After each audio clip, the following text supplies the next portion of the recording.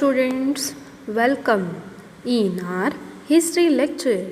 Today we are going to learn from chapter number 8, that name is Devotion to the Devotional Path. So students, first of all we will learn about first concept, that is the idea of a supreme God. As India has different cultures, religions, and faith, every religion has its own idea of Supreme God. People perform different rituals of worship like singing, bhajans, kirtans, or kawwalis. Some people worship the God in silence to relax mind and soul. The devotion or love of God has been developed by Bhakti and Sufi movements since the 8th century. Before the formation of large empires, the different group of people worshipped their own god and goddesses. As the towns, traders, and empire grew, this different group of people came together. It was believed that people pass through cycles of birth while doing good and bad activities.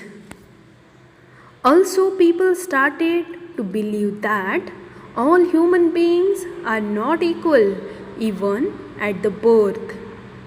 Many texts supported that social privileges came from birth in a noble family or a high caste.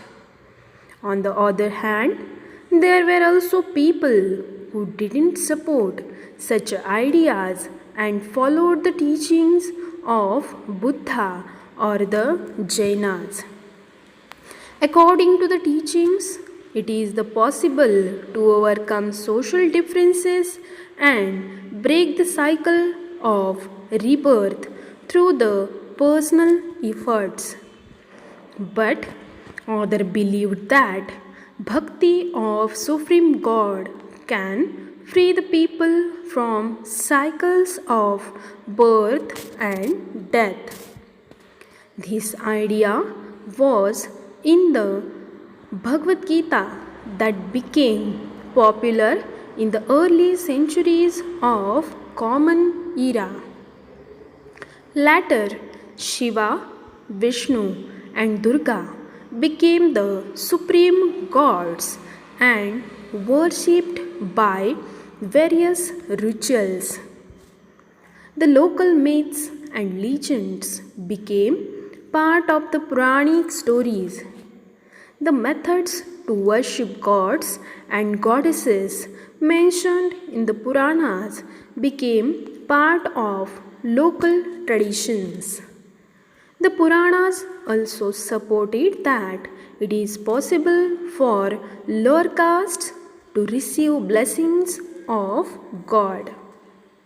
Later, the idea of bhakti was also adopted by the Buddhists and Jainas. So students, we will revise those points as your revision notes. You can note down in your notebook also. Before the formation of large empires, the different groups of peoples worshipped their own gods and goddesses.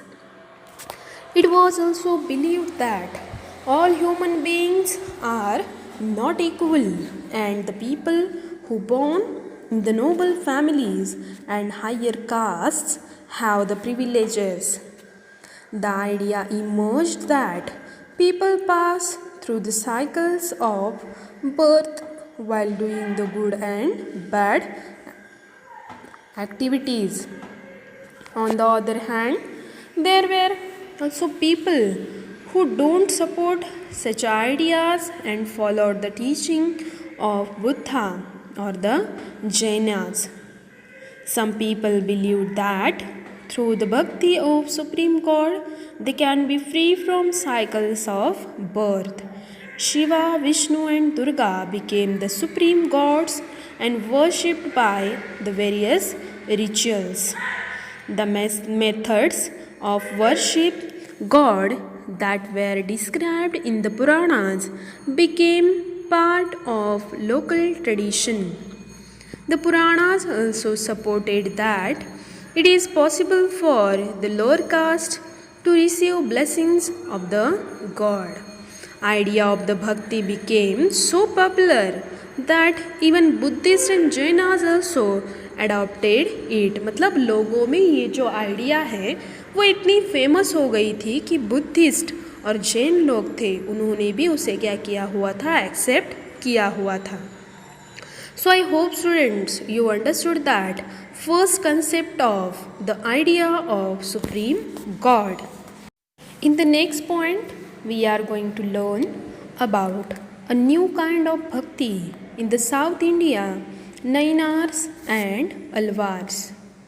From 7th to 9th century, many new bhakti movements developed in South India. These movements were led by Nainars and Alvars. Nainars were the sons devoted to the Shiva and Alvar were the sons to devoted the Vishnu. The bhakti environment created by these poet sons influenced people from all of walks in the life. So let's students, we will discuss more about the Nainars and Alvars. The Nainars and Alvars included people from all castes including untouchables like Pulayar and Panar. मतलब इन नैनार लोगों में जो लोग शामिल थे वो अस्पृश्य लोग भी इसमें क्या थे, शामिल थे कि बाकी का जो समाज है वो जिन्हें एक्सेप्ट नहीं करता. They were totally opposed to Jainas and Buddhist. They preached love for Shiva और Vishnu for the salvation. They mixed ideals of love and heroism from Sangam literature along with the values of bhakti. Sangam literature was a Tamil literature composed during the early centuries of the Common Era. Nainars and Alvars wandered from place to place composing poems in praise of their god. There were 63 Nainars. Their songs are in 2 completions, for example, Tevaram and Tiruvakkam. There were 12 Alvars. Their songs are compiled in Divya Prabandham. Later, Chola and Pandya kings built big temples around the shrines visited by these sant poets. Now shrines means जो धार्मिक यात्राएं हैं उसे shrines कहा जाता है. This was done to the strengthen the link between the bhakti tradition and temple worship. The poems by the sant poet were also compiled in the different languages. अब इन लोगों ने लिखी हुई जो उनकी कविताएं हैं वो अलग अलग भाषा में रची हुई है. The religious biographies of the Nayanars and Alvars were also written. These biographies are used today as a source to know about Bhakti tradition. Now it's time for quick revision students. Write down that notes in your notebook. The Nainars and Alvars includes people from all castes including untouchables like Puliyar and Panar. Nainars were sons devoted to Shiva and Alvars were the sons devoted to Vishnu. There were 63 Nainas and 12 Alvars. They did not believe in the teachings of Jainism and Buddhism. They mixed ideal of loves and heroism from Sangam literature with the values of bhakti. Their teachings focused on the Lord Shiva or Vishnu as the path to salvation. The poems by these saints poets were compiled in different languages. Temples were also built, Chera and Pandya kings for the strengthening the links between the Bhakti tradition and temple worship. So I hope students you understood the second concept from this lesson, a new kingdom of Bhakti in the South India. This point we are going to learn about philosophy and Bhakti. During Bhakti movement, Hindu society was suffering from the burden of religious practices. मतलब कुछ एक जो भक्ति movement चल रही थी तब ये जो लोग थे उनको बाकी सारे अवडंबरों का बहुत क्या हो रहा था, तकलीफ हो रही थी. The society was caste based, which encouraged division and untouchability, which you can see in the picture also. Because of this, other religions were able to win many followers, especially the people belonging to lower castes. Philosophers like Ramanuj and Shankara came across this situation and worked as a bridge between the different religion. तो इन दोनों ने आकर क्या किया कि बाकी धर्मों के बीच एक ब्रिज का काम किया हुआ था. Let's study about Ramanujan. Ramanuja was born in the Tamil Nadu during 11th century. He was deeply influenced by Alvars, devotees of Vishnu. According to him, the best means of attaining salvation was through deep devotion to the Vishnu. Ramanuj also spread the philosophy of Vaishvadeta or qualified oneness. Vishvadeta says that every soul is independent and unique. It also says that even if the soul unifies with the Supreme God, its existence remains independent. Ramanuja doctrine greatly inspired the new idea of bhakti, especially in the North India. Now, let's study about Shankara. Shankara was the influential philosopher born in the Kerala in 8th century. He was an advocate of Advaita or the doctrine of oneness of the individual soul and the Supreme God. Shankara thought that Brahman is the ultimate reality. Brahman is formless and does not have any qualities. According to him, the world around us to be an illusion and preached rejection of world. He also preached to adopt the path of knowledge to understand the true nature of Brahman and attain the salvation. So let's students, we will revise those points once again. Ramanuja was born in the Tamil Nadu during the 11th century. According to him, the best means of attaining salvation was through deep devotion to Vishnu.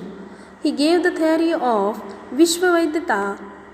Vishvadeta is the soul when united with the Supreme God remains destinic. Shankara was also an influential philosopher born in Kerala in 8th century.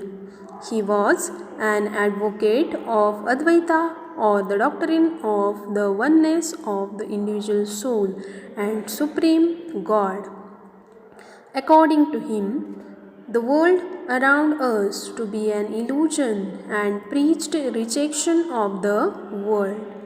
So I hope students you understand about philosophy and bhakti. In the next point we are learning about the Basavana's Veerashaivism. What is the meaning of Veerashaivism? The society of 12th century Karnataka was spoiled by many bad practices. There were caste restrictions, feudalism and Brahman dominance. The Karnataka Brahmanical society of that time was centered on Shiv Bhakti.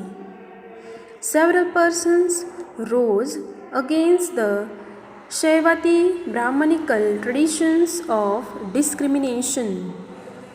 Among those peoples was Basavana, who founded the Veerashaiva's movement. Basavana's Veerashaivism. Now, the Veerashaiva movement was initiated by the Basavana and his followers Alma Prabhu and Akkamma Devi. This movement was a reaction of the Tamil Bhakti movement and temple worship. The Veerashaivism considered Shiva as the supreme god and they worshipped through Linga, so they were also known as the Lingayats. Apart from these, they were also against the religious rituals and ideal worship. मतलब इनको बिल्कुल भी मूर्ति पूजा पर क्या नहीं था, विश्वास नहीं था. They were strongly against the constructions of temples for idol worship. Basavanna का मानना था कि मूर्ति पूजा करना, मंदिर बनाना, ये उनको बिल्कुल भी उनके विचारों में ही नहीं था. They fought for the equality of all human beings and were against the caste system. They also argued strongly about the poor treatment of women. महिलाओं को जो poor treatment दी जाती है उसके लिए भी उन्होंने क्या किया हुआ था, argue किया हुआ था. They wandered from place to place and spread the message through their poems. There are some sayings attributed to Basavana. Here they given one their poem. The rich will make the temples for Shiva. What shall I do? A poor man do. मतलब भगवान को ये पूछते हैं कि बड़े बड़े लोग आपका क्या कर सकते हैं, मंदिर बना सकते हैं. My legs are pillars, the body are Shri. The head is the Kapola of gold. अब ये बोलते हैं यहाँ पे बसवन्ना कि मेरे जो लेग्स है वही पिलर है और मेरी जो बॉडी है वो उसका महल है और मेरा हेड जो है वो उसका ऊपर का हिस्सा है. Listen, O Lord. कुदल Sangma, this thing standing shall fall, but the moving ever shall stay. मतलब उनका मानना है कि ये जो बिल्डिंग्स बनवाई जाती है, टेम्पल्स बनवाए जाते हैं, ये कभी भी टूट सकते हैं, लेकिन ये चलती फिरती हुई जो टेम्पल है वो कभी भी नहीं गिर सकती है. So let's students, we will revise those points once again. The Veerashaiva movement was initiated by the Basavana and his followers Alma Prabhu and Akkamma Devi. This movement began in the Karnataka during the 12th century as a reaction against the Tamil Bhakti movement. Veerashaivas were against the idol worship and temple constructions. They were followers of Shiva and worshipped in the form of Linga. They fought for the equality of all human beings and were against the caste system. They also argued strongly about poor treatment against the woman. They wandered from place to place and spread the message through their poems. So I hope students you understood all the things about Basavana's Veerashaivism.